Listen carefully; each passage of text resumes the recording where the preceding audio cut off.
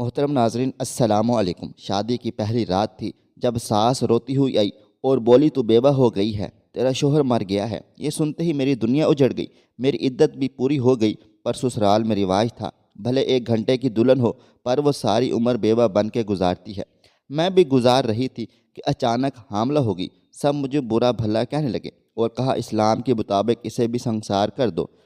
ساس مان گئی پر جاننے کے لیے یہ کس کا گناہ ہے۔ میرا چیک اپ کروایا گیا تو سب کے ہوش اڑ گئے۔ میں شکر ادا کرتی سجدے میں گر گئی، کیونکہ میرا مجرم کوئی اور نہیں بلکہ میری کہانی میری زبانی۔ اپنی کھڑکی میں کھڑی اس کی حسین یادوں میں گم تھی کہ ہوا کے ایک تیز جھونکے نے ماضی سے نکل کر ایک بار پھر سے حال کی تلخیوں میں لا کھڑا کر دیا تھا۔ جہاں پھر ایک نئی رات آ گئی تھی، اذیت بھری رات۔ دن تو جیسے تیسے سے کام کی زیادتی اور رویوں کی سختی سہتے سہتے گزر جاتا تھا، مگر یہ رات تو قیامت کی طرح لگتی تھی۔ جب لڑکیاں نئے نئے خواب بنتی ہیں، سہانے سپنے دیکھتی ہیں، ایسے میں اپنے لیے اللہ تعالیٰ سے صرف اور صرف صبر مانگا کرتی تھی۔ اتنی سی عمر میں اتنی بڑی آزمائش، یا اللہ تو ہی مددگار ہے۔ ابھی وہ اپنی سوچوں میں گم ہی تھی کہ دروازے پر دستک ہوئی۔ روز کی طرح دروازہ کھولا تو میرے سسر ہاتھ میں گرم دودھ کا گلاس لے کر کھڑے تھے۔ لو بیٹا یہ پی لو، آپ کیوں یہ زحمت کرتے ہیں، میں ایسے ہی ٹھیک ہوں۔ میں نے کہا تو وہ بولے نہیں بیٹے، یہ تمہارے لیے بہت ضروری ہے، تم اسے فوراً پی لو۔ میں نے ہچکچاتے ہوئے ان سے دودھ کا گلاس لے کر پی لیا۔ مجھے ان کی اس ہمدردی سے ڈر لگتا تھا۔ پتہ نہیں یہ ہمدردی کیا رنگ دکھانے والی تھی، نہیں معلوم کہ وہ میرے ساتھ اتنی ہمدردی کیوں دکھاتے ہیں۔ ایک گھر کا یہ ماحول اور دوسری طرف یہ سب کچھ، لیکن جو بھی تھا میری بے چینی، میری تھکن اتر جاتی تھی اور میں فوراً گہری نیند سو جاتی تھی۔ اتنے شفاق لوگوں میں، اس ظلم کے ماحول میں مجھے ان کی یہ ہمدردی کھٹکتی تھی، لیکن میں سمجھ نہیں پا رہی تھی کہ میں اس کو کیا نام دوں۔ فجر کی اذان کی آواز نے اسے نیند سے بیدار کیا اور اب روز کی طرح گھر کے کام میرے منتظر تھے۔ صبح فجر پڑھنے سے ہی میرے کام شروع ہو جاتے تھے۔ گھر تمام کام اور ذمہ داریاں میرے سر پر تھیں۔ میری ساس اور نند مجھے سکون کا ایک لمحہ نہیں گزارنے دیتی تھیں۔ دنیا کا کون سا ظلم تھا جو وہ مجھ پر نہیں آزماتی تھیں، چاہے جسمانی ظلم ہو یا پیٹ کی مار۔ انہیں تو ایک بے دام کنیز ملی ہوئی تھی جس پر وہ اپنا ہر حربہ آزما رہی تھیں۔ کبھی پورے دن بھوکا رکھتی تو کبھی طرح طرح کے کام نکال لیتی، جس میں لگنے کے بعد کسی اور کام کا ہوش ہی نہ رہتا، اور اگر کام مکمل نہ ہو تو بری طرح سے پیٹ بھی ڈالتے۔ ٹارچر کا وہ کون سا طریقہ تھا جو وہ مجھ پر نہیں آزما چکے تھے؟ سب کیوں نہ آزماتے؟ آخر ان کی زندگی کی سب سے بڑی محرومی کی ذمہ دار ہی تو میں ہی تھی۔ میری ہی نحوست کی وجہ سے آج یہ ہنستا بستا گھر ویران ہو چکا تھا۔ جو کچھ میری وجہ سے ان سے چھن چکا تھا، اس کے بعد یہ تو سب جائز تھا، لیکن بس ایک خلش تھی کہ وہ سب میں نے کبھی نہیں چاہا تھا، چاہ سکتی بھی نہیں تھی۔ بھلا اپنی زندگی میں بھی کوئی آگ لگاتا ہے؟ مگر اس بات کو سمجھے بھی تو یہاں تو سب ہی مجھے مجرم ہی سمجھتے تھے اور اس کا بدلہ لے رہے تھے، اور آج تو انتہا ہو گئی تھی۔ 2 دن سے کھانے کے نام پر صرف چند لقمے ہی ملے تھے۔ بھوک سے پیٹ میں سلوٹیں بڑھ رہی تھیں۔ ساس کی مرضی کے بغیر کچھ کھانے کی اجازت نہیں تھی۔ جب بھوک برداشت نہیں ہوئی تو میں نے سوچا کہ تھوڑی دیر سو جاؤں تو شاید کچھ سکون مل جائے گا۔ یہ سوچ کر میں اپنے کمرے میں چلی گئی تھی۔ ابھی بیڈ پر لیٹی ہی تھی کہ نکاہت کی وجہ سے غنودگی طاری ہو گئی اور شام کے کھانے کو تھوڑی دیر ہو گئی۔ میں ہڑبڑا کر اٹھ بیٹھی اور بھاگ کر باہر آئی تو ساس اور نند کو اپنا منتظر پایا تھا۔ پھر کیا تھا، ان کے کوسے تھے، گالیاں تھیں، لاتیں تھیں، اور میرا جسم چوٹیں جسم پر لگ رہی تھیں اور زخم روح پر آ رہے تھے۔ میں ان سے معافی مانگتی رہی، مگر انہیں مجھ پر ذرا رحم نہ آیا، اور آخر کار انہوں نے مجھ سے میری آخری پناہ گاہ بھی چھین لی، اور اب میرا ٹھکانہ اسٹور روم قرار پایا تھا، جہاں کباڑ کی موجودگی میں صرف اتنی جگہ تھی کہ ایک چادر بچھا کر لیٹا جا سکے۔ میں اپنی قسمت پر شاکر یہ بھی برداشت کر رہی تھی کہ اس کے علاوہ کوئی بھی چارہ نہیں تھا۔ نہ تو کوئی پناہ گاہ باقی تھی اور نہ ہی اس زندان سے نکلنے کا کوئی راستہ تھا۔ جب جرم بڑے ہوں تو پھر سزائیں ہی بڑی ہوتی ہیں۔ پھر سب سے بڑی بات یہ کہ یہ سب کچھ جس محبت کے بدلے میں مل رہا ہے، وہ محبت بہت انمول تھی، اور انمول چیزوں کے لیے تو بڑی بڑی قربانیاں دینی پڑتی ہیں۔ یہ تو پھر چھوٹی سی بات ہے۔ میں تو اس محبت کے پیچھے زندگی ہار سکتی تھی، دن ایسے گزر رہے تھے کہ آج پھر ایک قیامت میری منتظر تھی۔ جب اپنی طبیعت کی خرابی کی وجہ سے میں نے اپنی ساس نند کے ساتھ ڈاکٹر کے پاس گئی اور چیک اپ کے بعد ڈاکٹر صاحبہ نے جو انکشاف کیا اس پر میرے ساتھ ساتھ میری ساس بھی حیرت زدہ رہ گئی تھی۔ ڈاکٹر صاحبہ، یہ آپ کیا کہہ رہی ہیں کہ میری بہو حاملہ کیسے ہو سکتی ہے؟ ایسا کیسے ممکن ہے؟ یہ تو ہو ہی نہیں سکتا ہے۔ دیکھیں، ہم اس بارے میں کیا کہہ سکتے ہیں؟ ہم تو وہی بتا رہے ہیں جو رپورٹ میں لکھا ہے، اور اس رپورٹ کے مطابق آپ کی بہو حاملہ ہے۔ ڈاکٹر صاحبہ اپنے فارمل انداز میں بات ختم کی۔ ایک قیامت جو آ کر گزر رہی تھی، میری آنکھیں پھٹی کی پھٹی رہ گئی۔ اب کیا ہوگا؟ یہ سب کیسے ممکن ہے؟ پہلے ہی ان لوگوں کے عطاب کا شکار تھی، اور اب یہ سب طبیعت تو پہلے خراب تھی۔ ان سوچوں کے آتے ہی ہوش و حواس کھونے لگ گئی تھی۔ ڈاکٹر جلدی سے میری طرف آئی تو میری ساس شور مچانے لگی، چھوڑیں، مر جانے دیں اسے، بلکہ ایسے لوگوں کو تو جینے کا کوئی حق ہی نہیں ہونا چاہیے۔ پتہ نہیں کون سے گناہوں کی سزا ہے، یہ پتہ نہیں کس کے گناہ کا بوجھ ہے۔ جب سے یہ ہماری زندگی میں آئی ہے، اپنی نحوست سے سارے گھر کو برباد کر کے رکھ دیا ہے، اور اب یہ سب کرنے کے بعد اللہ معاف کرے اب تو قیامت آ کر رہے گی۔ ہائے اللہ، میں دنیا کو کیا منہ دکھاؤں گی؟ ساری دنیا میں اتنی رسوائی ہوگی، یا اللہ میں کیا کروں؟ ساس کے تو بین ہی ختم نہیں ہو رہے تھے۔ اور میری نند بولی، اس طرح رونے سے کیا فائدہ؟ ابھی اسے گھر لے کر چلتے ہیں، وہاں جا کر دیکھتے ہیں کہ آگے کیا کرنا ہے۔ یہاں تماشا لگانے سے اپنی ہی عزت خراب ہوگی۔ پھر وہ مجھے لے کر گھر آ گئے۔ ہوا کچھ یوں تھا کہ اسٹور میں کروٹ بدلتے بدلتے اسے نیند نہیں آ رہی تھی، تو ایک بھوک، پھر تنہائی، وہ بے چینی سے رات گزرنے کا انتظار کر رہی تھی کہ اچانک دروازے پر پھر وہی مخصوص دستک ہوئی۔ وہ بہت حیران ہوئی کہ یہاں بھی اس نے اٹھ کر دروازہ کھولا تو سامنے اس کے سسر ہاتھ میں دودھ کا گلاس لیے کھڑے تھے۔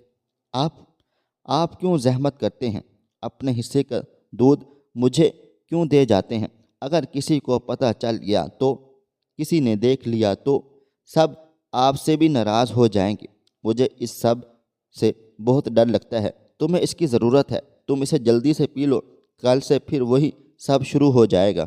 چلو شاباش، جلدی کرو، اس سے پہلے کہ کوئی آ جائے۔ تمہاری ممی کو جاگتا ہوا چھوڑ کر آیا ہوں، اس نے وہ دودھ پی لیا۔ میں آپ کو بری نہیں لگتی؟ نفرت محسوس نہیں کرتے آپ مجھ سے؟ کتنے معصومانہ سوال تھے اس کے۔ نہیں، کیوں؟ جو بھی میں جانتا ہوں وہ تم نہیں جانتی۔ اچھا اب زیادہ مت سوچو اور جاؤ سو جاؤ۔ سسر یہ کہہ کر چلے گئے اور وہ دروازہ بند کر کے لیٹ گئی۔ چند ہی لمحوں میں وہ گہری نیند میں جا چکی تھی۔ اگلے امتحان سے بے خبر صبح اس کی آنکھ شور کی آواز سے کھلی۔ جب وہ باہر آئی تو اس کی نند اس کی ساس سے اس کی شکایتیں لگا رہی تھی کہ رات کو اس کے سسر اس کے پاس جاتے ہیں۔ ساس نے یہ سب سنا تو بھری ہوئی شیرنی کی طرح اس پر چڑھ دوڑی۔ ارے بس ذات عورت کسی کو تو چھوڑ دے، پہلے میرے بیٹے کو پھانسا، پھر مجھ سے چھین لیا، اب میرا شوہر ہتھیا رہی ہے۔ ارے کچھ تو شرم کر، باپ کی جگہ ہے۔ وہ تیرے الزامات تھے کہ برچھے جو رو کے آر پار ہو رہے تھے۔ وہ لاکھ منع کرتی رہی، مگر تھا کون یقین کرنے والا؟ جو یقین کرتا تھا وہ تو منہ موڑ گیا۔ یہ سب سہنے کے لیے اسے تنہا چھوڑ گیا۔ اب تو اس طرح کے الزامات روز کی بات تھی۔ بھوک، ذہنی اذیت اور ظلم کی وجہ سے اس کی طبیعت خراب رہنے لگی تھی۔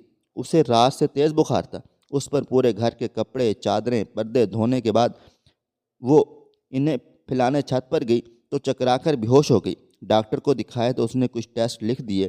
ساس تو ٹیسٹ کروانے کے موڈ میں نہیں تھی، مگر نند نے سمجھایا اگر اسے کچھ ہو گیا تو لوگ تو جو کہیں گے وہ کہیں گے، مفت کی ملازمہ بھی ہاتھ سے چلی جائے گی، اور پھر اس نے آپ سے آپ کا بیٹا چھینا ہے، اتنی آسانی سے تو اس کی جان نہیں چھوٹنی چاہیے۔ اور اس طرح ساس ٹیسٹ کروانے پر راضی ہو گئی تھی، مگر ٹیسٹ رپورٹ میں جو کچھ آیا وہ ناقابل یقین تھا۔ وہ حاملہ ہے، مگر کیسے؟ اسے تو رات کے اندھیرے میں آج ہونے والے حادثوں کا سوچتے وہ ایک بار پھر ماضی کی بھول بھلائیوں میں دھونے لگ گئی تھی۔ یہ ہی تو اب اس کی زیادہ راہ تھی جس کے سہارے زندگی کا یہ طویل سفر طے کرنا تھا۔ ارے اللہ، کتنی دیر ہو گئی، اماں تو میری جان ہی نکال دیں گی، کہہ رہی تھی سورج غروب ہونے سے پہلے آ جانا، اور دیکھو پھر رات ہونا شروع ہو گئی ہے۔ پہلے خود نے اتنے سارے گھروں کے کپڑے سی کر دیے ہیں دینے کے لیے، پھر کہتی ہے کہ جلدی آ جاؤ۔ اماں بینا بس ایسی ہی ہیں، بس یہ میرا آخری گھر ہے، اس کے بعد بس جلدی سے گھر جاؤں گی۔ وہ جلدی جلدی اپنی دھن میں مگن بولتی چلی جا رہی تھی کہ سامنے سے آتے ہوئے انسان کو بھی نہیں دیکھا اور بری طرح ٹکرا گئی۔ دیکھ کر نہیں چلتے، ایک تو ویسے ہی دیر ہو رہی ہے، اوپر سے میرے سارے کپڑے گرا دیے ہیں۔ آنکھیں کیا کرائے پر دی ہوئی ہیں؟ نہیں، کرائے پر تو نہیں دی، ہاں کچھ دیکھنے میں بزی تھی۔ کیا؟ اس نے حیرت سے پوچھا۔ تمہیں؟ عمران نے ہنس کر کہا۔ وہ ہمیشہ ہی اسے ایسے ہی تنگ کیا کرتا تھا۔ عمران کی ممی کو اماں کے ہاتھ کی سلائی بہت پسند تھی، ہمیشہ کپڑے ان سے ہی سلواتی تھی۔ وہ اکثر ان کے گھر کپڑے دینے آتی تھی اور عمران کو جب موقع ملتا اسے تنگ کرنے کا کوئی موقع بھی ہاتھ سے جانے نہیں دیتا تھا۔ شروع میں تو یہ لگتا تھا کہ وہ اسے تنگ کرتا ہے، اور پھر احساس ہوا کہ وہ اس کے جذبات کچھ الگ ہیں۔ وہ جانتی تھی کہ ان دونوں کے درمیان سٹیٹس کا بہت بڑا فرق ہے، اس لیے وہ اس کے کسی جذبے کو بڑھاوا نہیں دینا چاہتی تھی۔ جانتی تھی کہ اس کا انجام برا ہوگا، مگر عمران اس سب سے چڑ جاتا۔ وہ یہ سارے فرق بھلا بیٹھا تھا، بس ایک ضد تھی اسے حاصل کرنے کی۔ وہ کب تک اس کے منہ زور سچے جذبوں سے لڑ سکتی تھی؟ آخر کار ہار ہی گئی تھی، پھر بھی سمجھانے کی کوشش کرتی رہتی تھی۔ عمران، آپ کے گھر والے اس رشتے کے لیے کبھی بھی راضی نہیں ہوں گے۔ آپ سمجھیں اس بات کو، ہم ایک منزل کے راہی نہیں ہیں۔ آپ کو چاہیے کہ اپنے والدین کی پسند کی شادی کریں جہاں وہ چاہتے ہیں۔ پھر میری امی بھی بہت پریشان ہیں، وہ جلد از جلد میری شادی کرنا چاہتی ہیں۔ وہ ابھی بول ہی رہی تھی کہ عمران نے اسے خاموش کروا دیا۔ جب میں نے تم سے کہہ دیا ہے کہ تمہاری شادی مجھ سے ہی ہوگی تو تم سمجھتی کیوں نہیں ہو؟ دیکھو یار، تم پریشان مت ہو، میں اپنے گھر والوں کو راضی کرنے کی کوشش کر رہا ہوں نا۔ مجھے یقین ہے کہ وہ جلدی راضی ہو جائیں گے، اور اگر ایسا نہیں ہوا تب بھی شادی تمہاری مجھ سے ہی ہوگی، یہ طے ہے، عمران نے غصے سے کہا۔ لیکن عمران، آپ میری بات کو سمجھیں تو یہ بات تم سمجھو، میں تم سے شدید محبت کرتا ہوں اور تمہارے بغیر نہیں رہ سکتا، پھر چاہے مجھے اس کے لیے کچھ بھی کرنا پڑے، میں ہر حال میں تمہیں حاصل کر کے ہی رہوں گا۔ اسے عمران کا جذباتی ہونا یاد آیا تو آنسو پلکوں کی باڑ توڑ کر بہنے لگ گئے۔ وہ بہت جذباتی ہو رہا تھا، کہنے لگا، میں نے ممی ڈیڈی کو کہہ دیا ہے کہ میں کرن سے کسی صورت شادی نہیں کروں گا۔ میں تم سے محبت کرتا ہوں اور تم سے ہی شادی کروں گا، بس میری جان تھوڑا سا انتظار کر لو اور اللہ کے بعد مجھ پر یقین رکھو، ہماری شادی ہو کر رہے گی۔ عمران اور وہ ایک ہی محلے میں رہتے تھے، مگر دونوں کے سوشل سٹیٹس بہت الگ تھے۔ عمران ایک امیر کھاتے پیتے گھرانے کا اکلوتا بیٹا، جبکہ وہ ایک غریب درزن کی یتیم لڑکی۔ دونوں کا کوئی میل ہی نہیں تھا، مگر ہائے ری محبت، یہ اس کا کیا کوئی کرتا، یہ اگر ہوئی ہو تو ہو کر رہتی ہے۔ ان دونوں کو بھی ہو گئی تو وہ بھی شدید کے ایک دوسرے کے بغیر رہنا بھی مشکل تھا، حالانکہ وہ سمجھتی تھی کہ یہ میل ممکن نہیں ہے۔ بھلا کبھی ریشم میں بھی ٹاٹ کے پابند لگے ہیں؟ ہمارا معاشرہ اسلام کے برابری و مساوات کے اصولوں کا پرچار کرنے کے باوجود اس پر چلنے سے قاصر ہے، اور یہی ہمارے معاشرے کی بدصورتی ہے۔ لیکن عمران اپنی ضد کا پکا تھا، اس نے ناممکن کو ممکن کر دکھایا اور وہ اس کے لیے سب سے لڑ گیا تھا۔ آخر کار وہ دن آ ہی گیا جب عمران اپنے ممی پاپا کے ساتھ ان کا رشتہ مانگنے ان کے گھر آیا تھا، اور اس کے ساتھ ان کی کزن بھی تھی جو انہی کے ساتھ رہتی تھی، اور اس کا انداز بہت عجیب سا تھا۔ وہ مجھ سے بہت ہنس کے بات کر رہی تھی، مگر اس کے انداز میں بہت زیادہ حقارت تھی۔ مجھے سمجھ نہیں آ رہا تھا یہ سب اچانک کیا ہو رہا ہے۔ وہ لوگ اماں کے پاس بیٹھے باتیں کر رہے تھے، میں چائے اور دوسرے لوازمات کے لیے کچن میں آ گئی تھی۔ عمران بھی میرے پیچھے آ گئے، وہ بہت خوش تھے۔ وہ میرے ساتھ ایسے کام کروا رہے تھے جیسے یہ ان کا اپنا گھر ہو، حالانکہ ہمارے گھر میں اور ان کے گھر میں بہت فرق تھا۔ وہ ایک امیر گھرانے کے چشم و چراغ تھے اور میں 2 کمروں کے چھوٹے سے گھر میں رہتی تھی۔ ہمارا علاقہ بہت بڑا نہیں تھا، مگر ہمارے ہاں پنچایت سسٹم موجود تھا۔ امیری غریبی کا فرق بہت زیادہ تھا۔ ایسے میں ہماری شادی ہونا ایک انوکھی بات تھی، کیونکہ میری اماں مجھ سے بہت محبت کرتی تھیں اور انہوں نے غربت کے باوجود میری ہر خواہش پوری کرنے کی کوشش کی تھی۔ مجھے میٹرک تک تعلیم بھی دلوائی، اور اب میری پسند سمجھ کر اس رشتے کے لیے ہاں بھی کر دی تھی، مگر اماں نے کہا کہ انہیں اپنی طبیعت کی وجہ سے شادی جلدی کرنی ہے، جبکہ میری ساس یہ نہیں چاہتی تھی۔ مگر یہاں بھی عمران نے اپنی بات منوا لی۔ اتنی محبت ملنے پر میں خود کو ہواؤں میں اڑتا ہوا محسوس کر رہی تھی۔ زندگی سے شکوہ تو پہلے بھی نہیں تھا، مگر اب تو زندگی خوبصورت لگنے لگی تھی۔ 1 مہینے کے بعد ہماری شادی طے پائی۔ دن پر لگا کر اڑ رہے تھے۔ عمران نے اماں سے کہہ دیا تھا کہ انہیں جہیز میں صرف ان کی بیٹی چاہیے، جبکہ خود حق مہر میں زیور، پیسہ، گھر کے علاوہ جہیز کا سارا سامان بھی دینے کا کہا تھا۔ ان کا کہنا تھا کہ میں تو تمہارا ہی، میرا سب کچھ بھی تمہارا ہی ہے۔ میں ان سب کی دیوانگی دیکھ کر حیرت زدہ تھی کہ مجھے کوئی اتنا بھی چاہ سکتا ہے۔ میرے تو پاؤں زمین پر نہیں ٹک رہے تھے۔ اللہ اللہ کر کے شادی کا دن آن پہنچا تھا۔ آج تو عمران کے رنگ ہی نرالے تھے۔ بات بات پر کہکے لگاتے ہوئے وہ بہت حسین لگ رہے تھے۔ مجھے بھی آج انہوں نے اپنے علاقے کے ایک اچھے پارلر سے تیار کروایا تھا۔ لوگ کہہ رہے تھے کہ دونوں کی چاند سورج کی جوڑی ہے۔ نکاح پر میں اماں سے لگ کر بہت روئی، کبھی ان کے بغیر رہی نہیں تھی، اور اب اتنی جلدی الگ ہونا، مگر یہ تو دستور دنیا ہے۔ بیٹیاں رخصت ہو کر جاتی ہیں، اور میں بھی رخصت ہو کر عمران کے گھر آ گئی۔ کچھ رسموں کے بعد مجھے عمران کے کمرے میں بھیج دیا گیا۔ میں بہت ڈر رہی تھی۔ عمران کی محبت سے ان کی ساری دنیا کو بھول کر ٹکٹکی باندھ کر دیکھنے سے جیسے آنکھوں میں بسا لینا چاہتے ہوں۔ میرے ہاتھ پاؤں ٹھنڈے پڑ رہے تھے۔ مجھے بیٹھے ہوئے کئی گھنٹے ہو گئے، مگر عمران نہیں آئے تھے۔ اب تو کمر بھی اکڑنے لگ گئی تھی کہ اچانک کمرے کا دروازہ کھلا اور میری ساس روتی ہوئی آئیں اور مجھے مارنے لگی۔ کھا گئی میرے بچے کو ڈائیں، مر گیا میرا لاڈلا۔ منحوس میں تو اس اچانک پڑنے والی آفت پر حیران و پریشان تھی کہ ساس کے منہ سے یہ الفاظ سن کر ہوش ہی اڑ گئے۔ یہ کیسے ممکن ہے؟ ابھی تو دنیا بسی ہی نہیں تھی کہ دنیا اجڑ گئی تھی۔ میرے ہوش ہی گم ہو گئے اور میں چکرا کر گر گئی اور بے ہوش ہو گئی۔ جب ہوش آیا تو اجڑ چکی تھی۔ بعد میں لوگوں سے پتہ چلا کہ اوپر اپنے کمرے کی طرف آتے ہوئے سیڑھیوں پر چکر آتے ہوئے گرے اور سر پھٹنے کی وجہ سے موت واقع ہو گئی تھی۔ میں حیران تھی کہ اتنی معمولی چوٹ سے کوئی کیسے مر سکتا ہے، مگر وہ مر چکا تھا۔ میری دنیا ویران ہو چکی تھی۔ سوئم کے بعد جب اماں مجھے اپنے گھر لے جانے لگیں تو میری ساس بولی کہ میں اپنی عدت یہیں گزاروں، اور ہمارے ہاں بیوہ ساری زندگی سسرال میں ہی رہتی ہیں، اور اب چاہے جیسا بھی ہے اسے یہیں رہنا ہے۔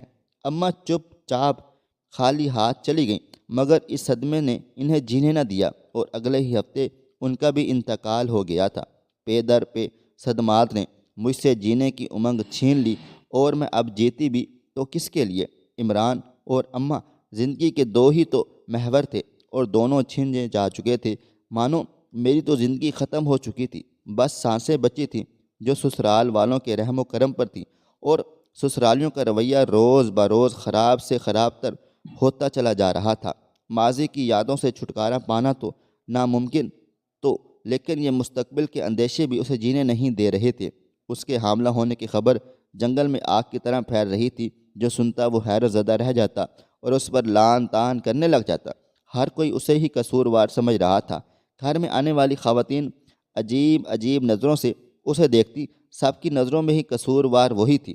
مردوں نے اپنی خواتین کو اس سے دور رہنے کا کہنا شروع کر دیا تھا۔ وہ ایسے ہو گئی تھی جیسے کوئی کوڑھ کی مریضہ جس سے سب کو بچایا جا رہا ہو۔ ساس نے پہلے ہی جینا مشکل کیا ہوا تھا، اب تو ایسا لگتا تھا کہ مرنا بھی مشکل ہو گیا ہے، اور حقیقت بھی یہی تھی کہ مرنا بھی اب تو بہت مشکل تھا، کیونکہ یہ بات پنچایت میں پہنچ چکی تھی، اور وہاں پر اس کی قسمت کا کیا فیصلہ ہونا تھا وہ اچھی طرح جانتی تھی کہ کیا فیصلہ ہوگا، مگر اس کا ضمیر مطمئن تھا۔ وہ جانتی تھی کہ اس نے کوئی گناہ نہیں کیا، مگر اس رپورٹ کا کیا کرے جو چیخ چیخ کر اسے گناہ گار ثابت کر رہی تھی۔ اسے شدت سے اس بے وفا کی یاد آئی جس نے اپنے نام کا تعویذ تو اسی گلے میں ڈال دیا، مگر وفا نبھا نہ سکا۔ اسے یاد نہ رہا وہ اس طرح بے وفائی کر گیا کہ اسے کوئی الزام بھی نہ دے سکی۔ محبت کے بڑے بڑے دعوے کرنے والا اور ساری زندگی کبھی ساتھ نہ چھوڑنے والا، یقین دلا کر لانے والا، کہیں کبھی کبھی ساتھ نہ کس طریقے سے تنہا کر گیا، وہ تو شکایت نہیں کر سکی۔ اس سے آج تک اسے یقین ہی نہیں آیا کہ وہ اس سے بے وفائی کر گیا ہے، اس ظالم دنیا میں لڑنے کے لیے تنہا چھوڑ گیا ہے۔ اور وہ شکوہ کرتی تو کس سے کرتی؟ کون تھا اس کا سگا جو اس کی بات سنتا اور یقین کرتا سوائے اللہ تعالیٰ کے؟ تو بس اللہ کے سامنے وہ رو رو کے اپنی مدد کی درخواست کر رہی تھی۔ جب سے آئی تھی روئے چلی جا رہی تھی، اللہ تعالیٰ سے اپنا ہر دکھ بیان کرتی، اور اللہ تعالیٰ آپ تو جانتے ہیں، ہر بات سے باخبر ہیں، میں نے ایسا کوئی کام نہیں کیا جو قابل گرفت ہو۔ آپ تو سمیع البصیر ہیں، عالم الغیب ہیں، سب جانتے ہیں، میں آپ کی بندی ہوں، میرا آپ کے سوا کوئی نہیں، آپ نے مدد نہ کی تو کوئی مددگار نہ ہوگا۔ یا اللہ، یا اللہ، اپنے اس بندی کو تنہا نہ چھوڑیں۔ ابھی وہ دعا مانگ رہی تھی کہ اس کی نند چنگھاڑتے ہوئے آئی اور بال پکڑ کر اٹھایا۔ یہاں نوابزادی آرام کر رہی ہے، ہاں کام ان کے باپ نوکر کریں گے، چل اٹھ، بہت کر لیا آرام، گھر کا کام کر، کھانا بنا، اتنے سارے لوگ آئے ہوئے ہیں، تجھے کچھ احساس ہے؟ بس ختم ہو گئی تیری بادشاہت، اب تیرا قسم ختم، دیکھنا تھا اب تیرے ساتھ کیا کیا ہوتا ہے۔ الفاظ تھے کہ زہریل نشتر، وہ تو پہلے ہی بے دم تھی، اب تو بے جان بالکل ہی نکل رہی تھی۔ بیماری، کمزوری، بھوک، اس پر وہ رپورٹ کیا کیا برداشت کرتی۔ وہ ہمت کر کے اٹھی اور باورچی خانے کی جانب چل دی۔ ساس تو جب سے ڈاکٹر کے پاس واپس آئی تھی اس سے بات ہی نہیں کر رہی تھی، جب اسے دیکھتی بس اسے کوسے تانے اور گالیاں دینا شروع کر دیتی تھیں۔ وہ ان کے سامنے آنے سے بھی کترانے لگتی تھیں۔ اسے معلوم تھا کہ پنچایت کبھی بھی اس کے خلاف فیصلہ دے دے گی، اور اس کے خلاف فیصلہ کیوں نہ ہوتا، اس کے پاس اپنے حق میں نہ کوئی گواہ تھا نہ ثبوت، فیصلہ تو اس کے خلاف ہونا ہی تھا، اور وہ ہو بھی گیا۔ دوسرے دن رواج اور قانون کے مطابق سے سنسار کرنے کا حکم دیا گیا، لیکن ساتھ ہی اللہ تعالیٰ نے ان کے دلوں میں رحم بھی ڈال دیا کہ یہ ایک معجزہ ہی تھا۔ جب ہی پنچایت کے سربراہ نے کہا کہ یہ اکیلی گناہ گار نہیں ہوگی، اس کے ساتھ جو شریک گناہ ہے اسے بھی ڈھونڈ کر سنسار کیا جائے، اس کے لیے پہلے اس کی میڈیکل جانچ کروائی جائے تاکہ پتہ چلے یہ بچہ کس کا ہے، اور جو لوگ شک کے دائرے میں آ رہے ہیں ان کی بھی میڈیکل جانچ کروائی جا سکے تاکہ اصل مجرم تک پہنچا جا سکے۔ انہوں نے کہا میڈیکل کسی غیر جانبدار جگہ سے کروایا جائے تاکہ سچ سب کے سامنے آ سکے۔ انہوں نے کہا انصاف کرنا بہت مشکل کام ہے، اور جیسا کہ سب جانتے ہیں کہ اس لڑکی کا آگے پیچھے کوئی نہیں ہے، تو ہم نہیں چاہتے کہ اس کے ساتھ کچھ بھی ایسا کریں کہ بعد میں ہمارے لیے پچھتاوا بن جائے اور انصاف کے تقاضے بھی پورے نہ ہوں۔ ہم نہیں چاہتے کہ کسی بے گناہ پر ظلم ہو، ہمیں اللہ تعالیٰ کو بھی منہ دکھانا ہے۔ فیصلے کا پہلا حصہ سن کر جہاں سے قدموں سے نیچے سے جان نکلی، وہیں فیصلے کے دوسرے حصے نے اسے امید کی کرن تھمائی تھی کہ یقیناً اب سچ سب کے سامنے آ جائے گا اور وہ بے گناہ ثابت ہو جائے گی۔ وہ ایک بار پھر اپنے ساس کے پاس گئی اور رو رو کے اپنی بے گناہی کا یقین دلا رہی تھی۔ ساس جو اسے ملنے والی سزا پر راضی تو تھی مگر تھوڑی پریشان بھی تھی۔ کچھ بھی تھا، وہ ان کے بیٹے کی محبت تھی، ان کا بیٹا بڑی چاہ سے اسے بیاہ کر لایا تھا، بے اختیار اسے گلے لگا لیا۔ شاید ان کا دل تھوڑا سا نرم ہو رہا تھا۔ کل اسے میڈیکل جانچ کے لیے جانا تھا، یعنی کل اس کی زندگی اور موت کا فیصلہ ہونا تھا۔ دوسرے دن اپنی ساس کے ساتھ میڈیکل جانچ کے لیے ہسپتال آئی۔ اسے یقین تھا کہ اللہ تعالیٰ اسے رسوا نہیں ہونے دیں گے اور حقیقت سب کے سامنے کھل کر آ جائے گی۔ اس کا لولو دعا گو تھا، موت برحق ہے، مگر اس ذلت کی موت کے لیے وہ راضی نہیں تھی۔ پنچایت کے بھی کچھ لوگ موجود تھے تاکہ صحیح بات سامنے آ سکے۔ کچھ دیر کے بعد جب ڈاکٹر صاحبہ اسے لے کر رپورٹ کے ساتھ کمرے میں داخل ہوں اور انہوں نے بتایا کہ آپ کی بہو حاملہ تو کیا، اسے تو آج تک کسی مرد نے چھوا تک نہیں ہے، یہ بالکل کنواری ہے۔ یہ سن کر تو فوراً ہی سجدے میں گر گئی، مگر ساس کے تو یہ سن کر ہوش و حواس ہی اڑ گئے تھے، ان کی آنکھیں پھٹی کی پھٹی رہ گئی تھیں۔ ماما مگر وہ رپورٹ وہ کیا تھی؟ وہ جھوٹی تھی۔ دیکھیں یہ سرکاری ادارے کی رپورٹ ہے، یہ سچی ہوتی ہے، اتھینٹک ہوتی ہے، چاہے آپ کسی بھی عدالت میں لے کر چلی جائیں۔ پنچایت کے لوگ الگ ساس پر غصہ ہونے لگے۔ اگر ہم تمہاری بات پر یقین کر کے اسے سزا دے دیتے تو کتنا بڑا ظلم ہوتا، تم ہم سے یہ کیا کروا رہی تھی؟ جھوٹی رپورٹ دکھا کر تمہیں اس کی سزا بھگتنی پڑے گی۔ وہ سب ساس پر غصہ کرنے لگے، مگر ساس سن ہی کب رہی تھی، وہ تو گمسم سی بیٹھی رہ گئیں۔ انہیں اپنے سارے ظلم یاد آنے لگے جو وہ اس کے ساتھ کرتی رہی تھیں۔ وہ بے تحاشا رونے لگیں۔ پھر اس نے ہی انہیں اٹھایا اور وہ اس کی ماں کی محبت تھی۔ چلے ممی گھر چلیں۔ ساس نے شرمندگی سے اسے دیکھتے ہوئے کہا، میں تو تم سے معافی مانگنے کے قابل بھی نہیں ہوں، مگر مجھے سمجھ نہیں آ رہی کہ کوئی جھوٹی رپورٹ کیوں دے گا۔ اس کے لیے پنچایت نے کہا کہ اس ڈاکٹر کو بھی تشویش میں شامل کیا جائے جس نے یہ جھوٹی رپورٹ دی تھی، تاکہ سچ سب کے سامنے آ جائے۔ مگر ایک بہت بڑا سچ تو گھر پر بھی ان کا منتظر تھا۔ جب وہ دونوں پنچایت کے لوگوں کے ساتھ گھر پہنچے تو گھر کا برآمدہ خالی پڑا تھا۔ وہ اپنی ساس اور ان لوگوں کو لے کر ڈرائنگ روم کی طرف آئی تو اس کی نند کے کمرے سے چیخنے چلانے کی آوازیں آ رہی تھیں۔ وہ سب حیران و پریشان ہو کر کمرے کی طرف جانے لگے جہاں سے اس کی نند کی آواز آ رہی تھی۔ کون بتائے گا انہیں سچ؟ آپ بتائیں گے؟ کیسے؟ میں آپ کو زندہ رہنے دوں گی تب بتائیں گے نا؟ ہاں، مار دوں گی میں آپ کو، جیسے عمران کو مار دیا، دودھ میں زہر دے کر۔ زہر تو خیر میں نے اس ناگن کے لیے ملایا تھا، مگر قسمت اچھی تھی کہ اس کی بجائے دودھ وہ عمران نے پی لیا، اور جب وہ سیڑھیوں سے اوپر گیا تو اسے چکر آ گئے اور وہ گر کر مر گیا۔ میں نے بڑی مشکل سے اپنی چیخ روکی اور ساس کو اسے لگ رہا تھا کہ سانپ سوکھ گیا، مگر میری نند نے ایک بار پھر زہر اگلا، اور وہ میں ہی تھی جس نے اسے حادثے کا رنگ دے کر خالہ کو اس ناگن کے خلاف کر دیا۔ دیکھا کیسی زندگی عذاب بنائی میں نے اس کی۔ عمران اگر میرا نہیں ہو سکا تو اسے بھی نہیں ملا۔ ہا ہا ہا، وہ پاگلوں کی طرح ہنسے چلے جا رہی تھی۔ آپ جانتے نہیں مجھے، ہا ہا، اور وہ میں ہی تھی جس نے خالہ کے کان بھر کر اسے اس کی ماں کے ساتھ جانے سے روکا۔ کیوں نہ روکتی؟ وہ عمران اس کی محبت میں پاگل جو ہو گیا تھا، اپنے حصے کی تمام جائیدادیں ہی اس کے نام لکھ دی تھی، حتیٰ کہ یہ گھر بھی سب اسے مل جاتا اور میں خالی ہاتھ رہ جاتی، تو میں نے ایسا نہیں ہونے دیا اور گھر کی مالکن کو گھر کی ہی ملازمہ بنوا دیا۔ ہا ہا ہا، اور یہ سب سے اہم، وہ پریگنینسی کی جھوٹی رپورٹ وہ بھی میں نے ہی ڈاکٹر کو پیسے دے کر بنوائی تھی۔ بری لگنے لگی تھی وہ مجھے اس گھر میں، چلتی پھرتی اسے میں آپ کے ساتھ اسکینڈلائز کرنا چاہتی تھی۔ دیکھا تھا میں آپ کو چپکے چپکے اسے رات میں اپنے حصے کا دودھ دیتے ہوئے، بڑی ہمدردی ہو رہی تھی آپ کو اس سے۔ مجھے پتہ چل گیا تھا کہ آپ مجھ پر شک کرنے لگے ہیں، مگر آپ کے پاس کوئی ثبوت نہیں ہے۔ جب ہی میں نے سوچ لیا تھا کہ اسے مروا کر بھی آپ کو بے بس کر دوں گی، بس یہ پنچایت کے فیصلے نے گڑبڑ کر دی۔ خیر مجھ تک تو وہ پھر بھی نہیں پہنچ سکتے ہیں، کیونکہ میں آپ کو بھی مار دوں گی، اور ڈاکٹر اس سے تو ساری ڈیل ہی کسی دوسرے سے کروائی تھی جسے وہ جانتی بھی نہیں ہے۔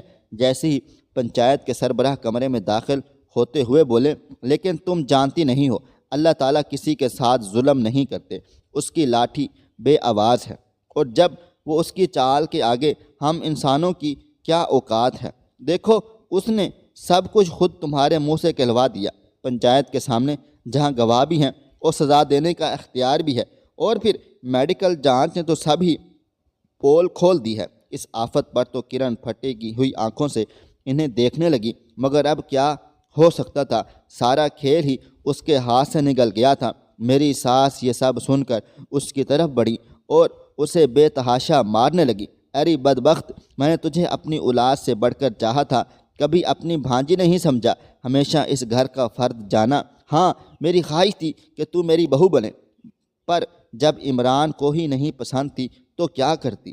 ارے شادی بیاہ تو قسمت کے کھیل ہیں، یہ تو رب سونے طے کرتا ہے۔ تو صبر نہیں کر سکتی تھی؟ نہیں تھا وہ تیری قسمت میں تو تو نے حسد میں ہی اسے مار ڈالا۔ ارے میری گود ہی اجاڑ دی، اس معصوم پر اتنا ظلم کروایا، میں اس کا سامنا کیسے کروں گی، کیسے معافی مانگوں گی؟ جسے میرے بیٹے نے اتنا چاہا، میں نے اس کے ساتھ کیا کیا کیا؟ ہائے اللہ، میرا عمران تو مجھے کبھی معاف نہیں کرے گا۔ یہ تو نے کیا کیا، میں تجھے کبھی معاف نہیں کروں گی۔ اور پھر وہ روتے روتے بے ہوش ہو گئیں، اور اب یہ تو رونا ساری زندگی کا تھا۔ اپنوں کے دیے ہوئے زخم بہت تکلیف دیتے ہیں۔ پنچایت کے لوگ کرن کو اپنے ساتھ لے گئے سزا دلوانے کے لیے۔ میرے سسر میرے پاس ہے اور میرے سر پر ہاتھ رکھ کر کہا کہ اپنی ممی کو معاف کر دینا، اس نے یہ سب جان بوجھ کر نہیں کیا، وہ دل کی بری نہیں ہے۔ اور میں نے سوچا کہ معاف کرنا اتنا آسان ہے کیا؟ پھر لیکن خیال آ گیا کہ میرے عمران کے ماں باپ ہیں جو مجھے ملکہ بنا کر یہاں لایا، جس نے مجھ سے بے غرض بے لوث محبت کی اور بے غرض بے لوث محبت تو نصیب والوں کو ملتی ہے، میں تو اس محبت کے والدین سے کیسے برا کر سکتی ہوں۔ خواہش صرف اتنی ہے کہ کچھ الفاظ لکھوں جس سے کوئی گمراہی کے راستے پہ جاتے جاتے رک جائے، اور نہ بھی رکے تو سوچ میں ضرور پڑ جائے۔ پیارے دوستو، امید کرتا ہوں کہ آپ کو یہ کہانی پسند آئی ہوگی۔ کہانی پسند آئی ہو تو ویڈیو کو لائک کریں، کومنٹس کریں، شیئر کرنا بالکل بھی نہ بھولیں، اور ہاں، اگر آپ لوگ اس چینل پر نئے ہیں تو اس چینل کو سبسکرائب ضرور کر لیں اور نوٹیفیکیشن کو ضرور دبائیں تاکہ آنے والی کہانی سب سے پہلے آپ کو مل سکے۔ ملتے ہیں کل ایک نئی اور دلچسپ کہانی کے ساتھ، تب تک اپنا ڈھیر سارا خیال رکھیے گا۔ اللہ حافظ۔